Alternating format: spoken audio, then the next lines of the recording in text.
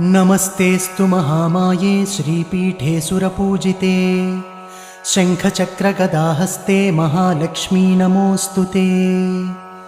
नमस्ते गरुडारूढे कोलासुरभयङ्करी सर्वपापहरे देवी महालक्ष्मी नमोऽस्तु ते। सर्वज्ञे सर्ववरदे सर्वदुष्टभयङ्करी सर्वदुःखहरे देवी महालक्ष्मी नमोऽस्तु ते। सिद्धिबुद्धिप्रदे देवी भुक्तिमुक्तिप्रदायिनी मन्त्रपूते सदा देवी महालक्ष्मी नमोऽस्तु ते। आद्यन्तरहिते देवी आदिशक्तिमहेश्वरी योगज्ञे योगसम्भूते महालक्ष्मी नमोऽस्तु ते।